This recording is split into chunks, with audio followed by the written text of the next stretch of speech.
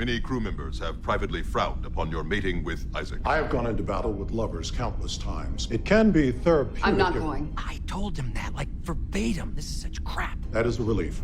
I was practicing deceit. All kidding aside, I wish you well. Or I'm gonna die.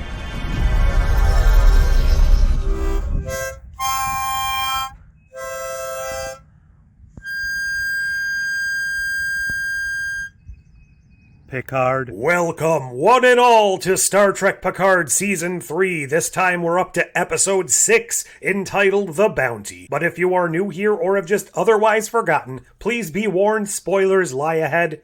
Consider this your final warning. Now on with the show. Last episode kinda sorta kicked off the new part of the series. They had escaped the nebula, they had escaped the Shrike, they had discovered that changelings were everywhere, and Rolaren came to join the party, ended up dying, but she passed along all of her vital information, as well as her contacts in Worf and Rafi. So this episode, we finally basically get most of our characters from the original TNG crew and the side stories of this season meeting up and coming together to basically thrust forth into the main final crux of the series. At least that's what I'm assuming. I'm going to start off with a bit of a side tangent here. The Irumodic syndrome, Jack's hallucinations, all of that stuff. Beverly comes to Picard, tells him what's going on, and she says, I've scanned him. There's some chemical imbalances. There's a growth in his brain. I did a microneurographic scan, harkening back all the way to All Good Things when she did the same thing to Picard and discovered the syndrome.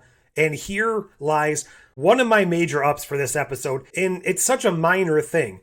She calls it Irumodic syndrome. It's referenced as such a couple more times throughout the episode. This whole thing was mentioned in Season 1 of Picard. They never once called it Irumodic syndrome. I assumed that was some sort of rights issue. They didn't want to have to pay the writer of that episode or something. But it's just so refreshing when they don't talk around a subject. They don't kind of hint, hint, wink, wink, nudge, nudge something without actually saying it. Again, I'm harping on such a minor point in an episode filled with so much better stuff.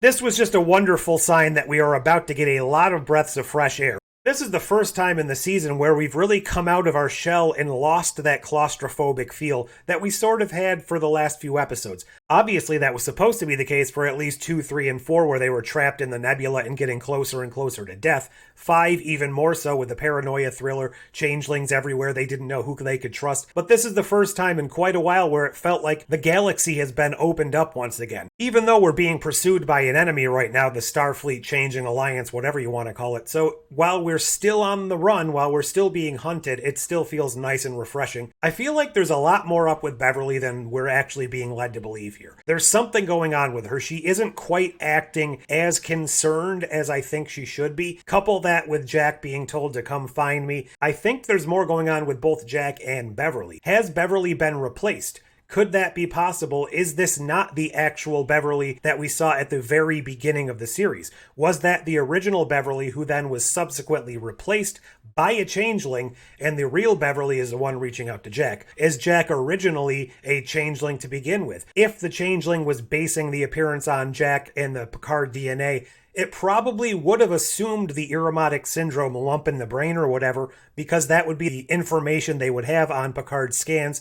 And something we find out a little later in the episode, the real thing that they stole from Daystrom was Jean-Luc Picard's actual original physical body. Well, I say his original physical body. That's technically not true, because in the very early seasons of TNG, his original physical body was destroyed and then recreated from transporter records, and his mind was subsequently re-added to that body through the transporter. I think this might have been season 2. We get Worf and Rafi finally beaming onto the Titan A, joining the crew. It's a very fun interaction when Worf gets to meet his friends again. We get to see a brief little scene between Rafi and Seven. Obviously, they've broken up, but they don't really harp on that point too much. And, I can't stress this enough, Rafi calls Picard Jean-Luc. She doesn't call him JL. It's a nice follow-up from the end of episode 4 here with Riker, because he's definitely feeling like he's gotten his groove back. He's got that twinkle in his eye, he's got the humor, he's got the charm. He's making jokes with Picard, he's also making jokes with Worf,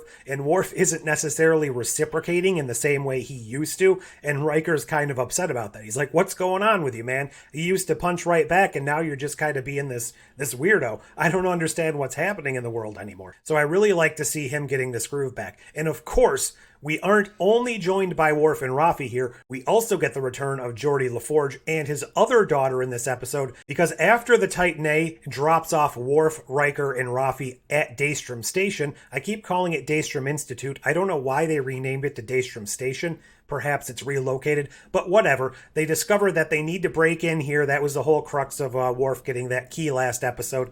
So they drop them off. The Titan A then has to flee because Starfleet is able to track them. We find out a little later why that's the case, and I have some thoughts on that. But anyways, the Titan A gets out of there. Our 3 characters are now stranded. It was a bit too short for me. Obviously, this episode was just packed to the brim with so much stuff. They couldn't spend a hell of a lot of time on it, but it was so fun. There was a lot of Easter eggs. There was a lot of callbacks, a lot of references. I originally thought that the AI system protecting Daystrom Station was going to be Moriarty, and that the way to get past him was going to be Lore, or maybe that was going to be vice versa.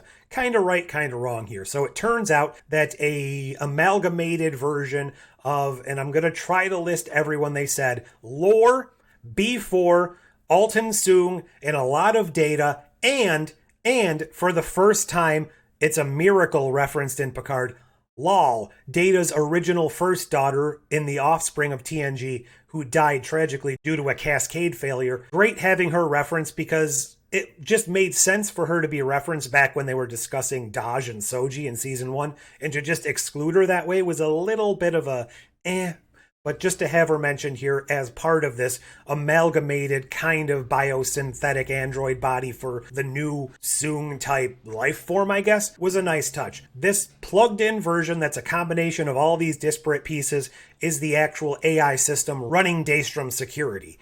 We also find out that Data's mind in there is kind of the one that's interacting and creating these security protocols. So when they identify that Riker is one of the ones on board, the security procedures aren't necessarily as lethal or deadly as they would be because Data's in there and wants to kind of reconnect and protect his friend. So we get a lot of callbacks and references that are eventually put together. You know, the Pop Goes the Weasel song that was being whistled when the first time Data and Riker met on the holodeck and encounter at Farpoint. We get a couple holographic ravens, and we get Moriarty. Not the same Moriarty from TNG. This is a recreation in the security system based upon Data's recollections, because these are all constructs being created to keep our characters on their toes. The ravens used to be something Data dreamed about. Moriarty obviously was something that was created for him to foil on the holodeck. Pop Goes the Weasel was the song Data and Riker kind of shared on their first meeting.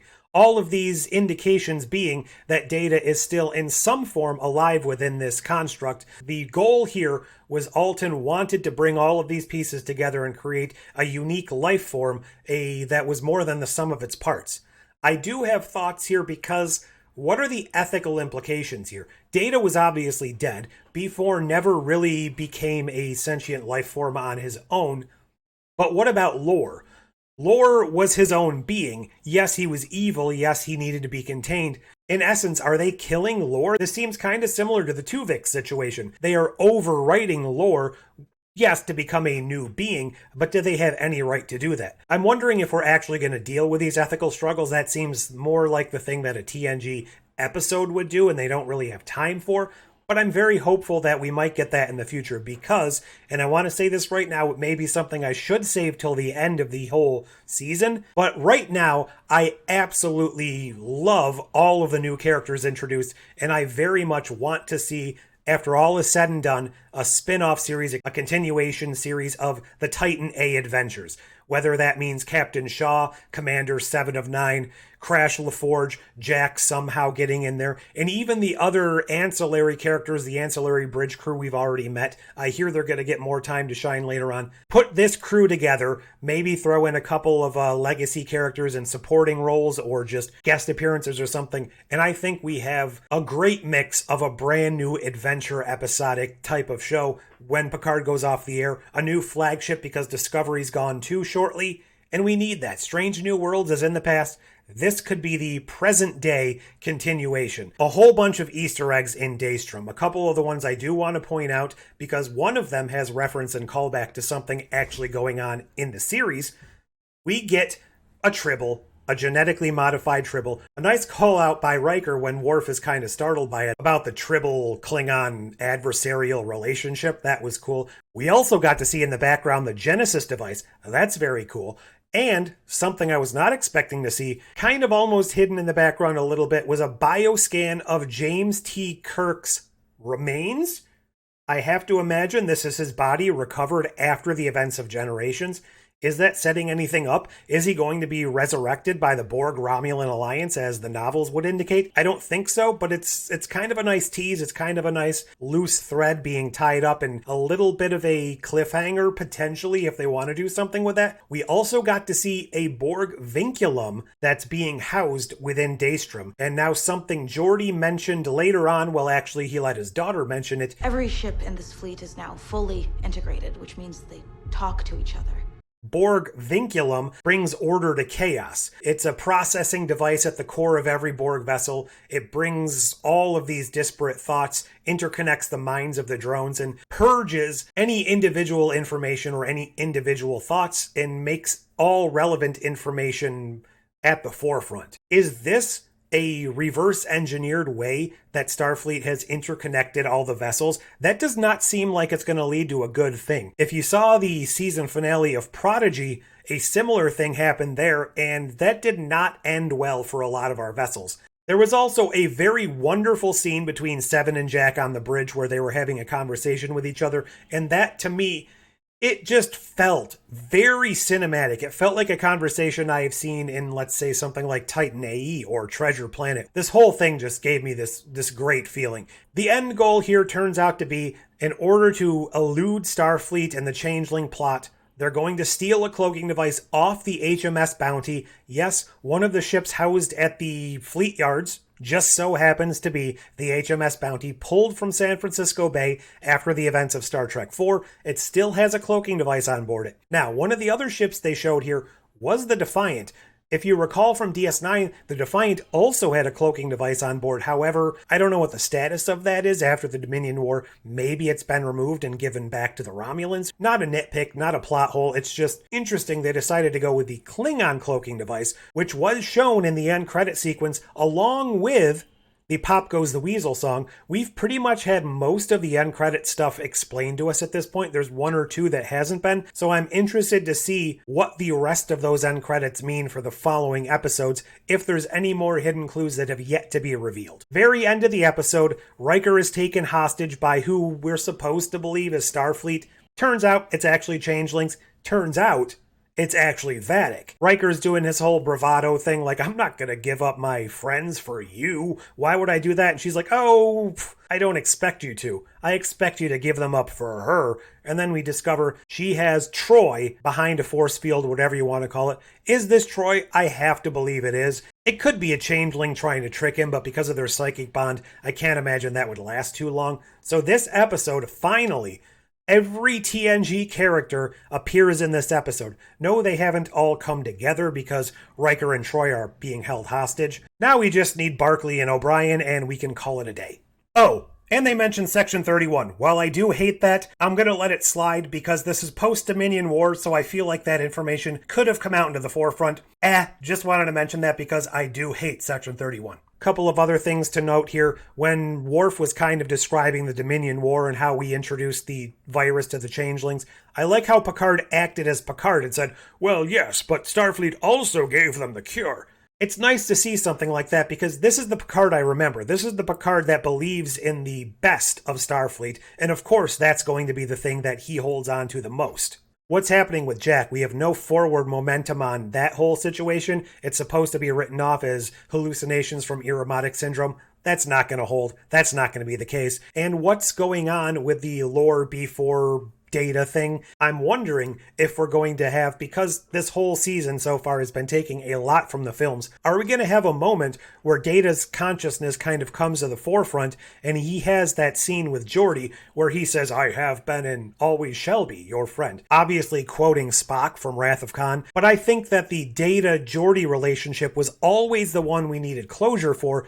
There was never a Data Jean-Luc relationship as season 1 tried to push on us, so the real closure, the real connection we need is Data and Geordi, and I think we might get that, and that would be a nice reference, a nice touch. One final thing, I guess we should touch on all of the beautiful recreations of ships that have appeared prior in Star Trek. No Enterprise D yet, but we get the Enterprise A, we get the Defiant, we get the Voyager. We also get a Constitution class, a classic Constitution class, at least that's what it looks like, and it's not the version that we get to see in Strange New Worlds. So are we technically in an alternate universe, or did they just decide to throw in the ship that they liked better? I don't know. Nice to see. Whether or not we actually get to see the Enterprise D, I think we're going to. I personally do believe we're going to be on the Enterprise D bridge, or at least get to see a recreation of it somewhere. Definitely my favorite episode of the season so far. Can't wait to see where we're going. What did you think? Did I miss anything? I'm sure I did, because I've been blabbing for so long, and there's a hell of a lot in this episode. Can't wait to see if we get a spin-off with a lot of these characters. Leave all your thoughts down below. Like, share, subscribe, turn on the bell, whatever you want to do. But until next time, We will not be prey. We will be friendly energy. I don't understand the world anymore.